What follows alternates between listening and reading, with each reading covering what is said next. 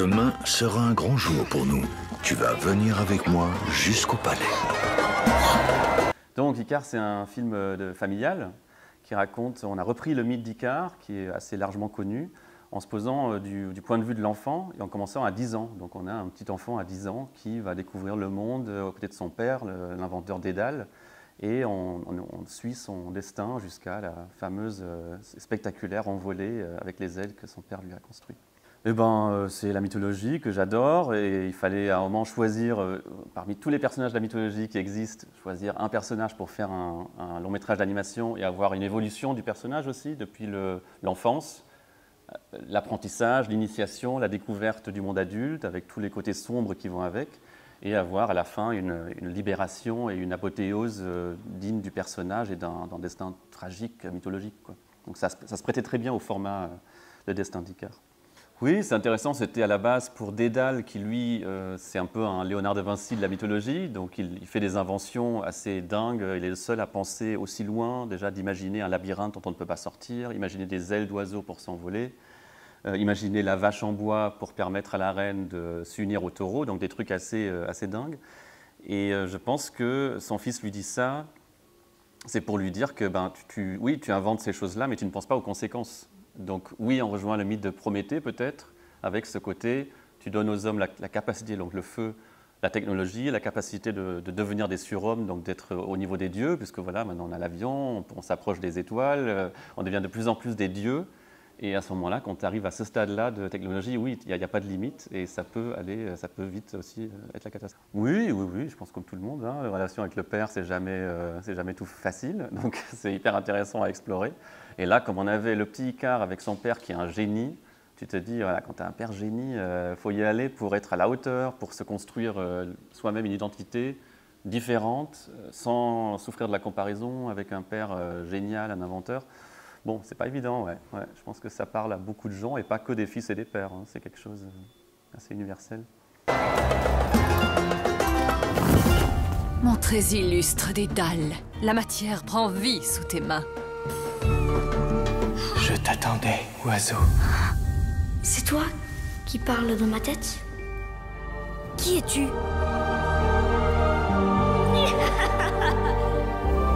Oui, c'est vrai que donc il y avait le mythe classique tel qu'il a été beaucoup déjà adapté, pas tellement en animation d'ailleurs, ça aussi on s'en est étonné qu'il y avait très peu finalement de films d'animation autour de la mythologie en général et de cette créature qui est tellement célèbre et qui fascine beaucoup de gens, donc le Minotaure. Et le Minotaure qui est en général toujours montré comme une bête féroce qui mange des hommes, qu'il faut tuer au fond du labyrinthe et c'est Thésée qui vient pour faire ça. Nous, on s'est dit, on a envie d'avoir notre lecture personnelle du mythe et on avait envie de rendre cette créature, donc de faire en sorte que ce qu'on dit sur elle et ce que tout le monde, les préjugés qu'on a sur elle, c'est qu'elle est mangeuse d'hommes et que c'est une bête, mais que Icare, lui, il la rencontre et découvre la vérité qui est qu'en fait, non, c'est une bête... Enfin, non, pardon, c'est pas une bête, c'est une créature magique parce qu'elle est semi-divine. Et si on s'intéresse de plus près, on découvre qu'en fait, elle parle par télépathie, elle est en contact avec les dieux, donc il y a comme un côté oracle avec ce qu'elle prédit à chaque fois à Icare, puisqu'elle prévoit un peu son destin d'oiseau et de fait de s'envoler dans ce qu'elle dit à Icare. Et ça, en fait, ça a apporté tout de suite quelque chose d'un peu magique et tendre avec la relation que cette créature pouvait avoir avec Icare. Et ça m'intéressait parce que ça rendait le personnage hyper intéressant de cette créature. Si c'était le Minotaure un peu sanguinaire qu'il faut enfermer parce qu'il est dangereux, ça ne va pas très très loin en termes de psychologie et de personnage. Oui, je pense, ouais, carrément, parce qu'on cache le Minotaure, donc il s'appelle Astérion, alors que c'est le fils de la reine, donc il est censé avoir quand même faire partie de la cour. On le cache parce qu'on a peur de la honte que ça donnerait à la famille royale d'avoir un fils avec des cornes, avec une tête de taureau. Et donc on le cache, ouais. Effectivement, on a souvent eu l'analogie en écrivant le scénario d'un enfant handicapé dans une famille et il faut assumer le fait que, oui, il est handicapé, il est différent. Mais c'est un peu, finalement, le Minotaure, il a une tête de taureau, oui, c'est étrange, mais dès qu'on s'intéresse à qui il est, ça devient super intéressant. Donc on a tout écrit à deux, et ce qui était un peu particulier peut-être, c'est qu'on est tous les deux novices en scénario. Donc elle vient plutôt du théâtre et du voix, du chant. Donc elle a amené beaucoup de la fraîcheur comme ça, du côté naturel, spontané dans les dialogues que j'ai beaucoup apprécié parce que j'avais du mal. Surtout c'est les personnages féminins, j'avais beaucoup de mal à imaginer comment cette princesse Ariane allait parler quand elle est amoureuse de Thésée. Il y avait vraiment des choses, j'étais content qu'elle soit là. Et d'autres choses où, par exemple Dédale, j'étais plus à l'aise. Et là, c'est moi qui prenais beaucoup, qui écrivais les dialogues.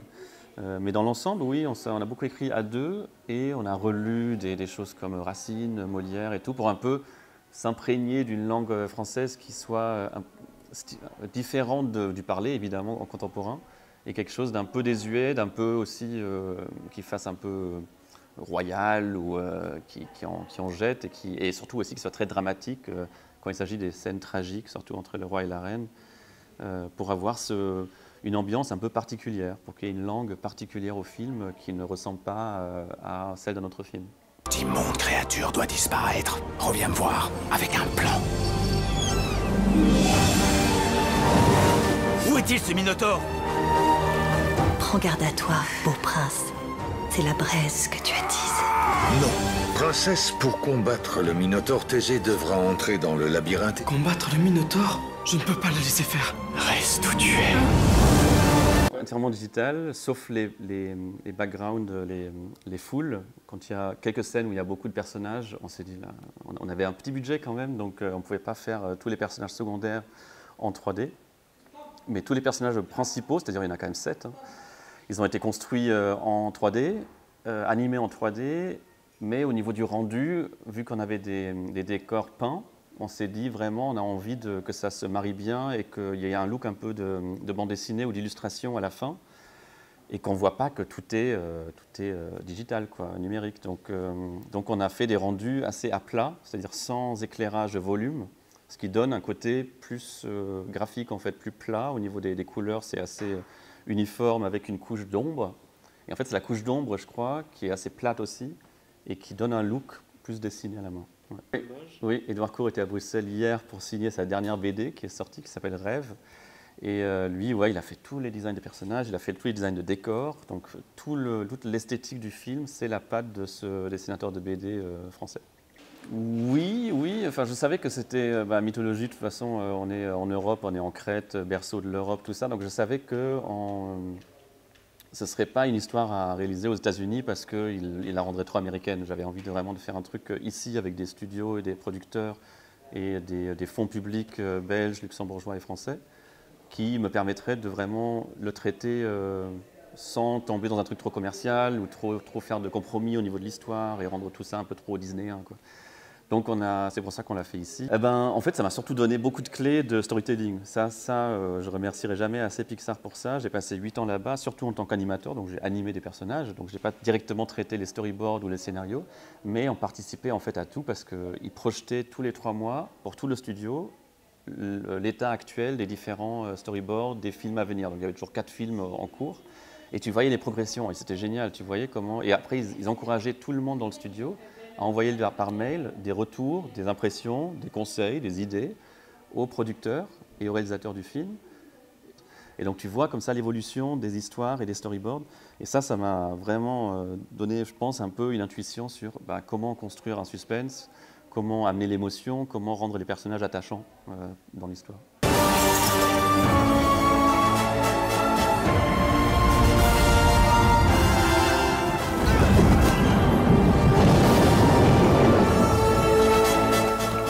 Il faut le sauver!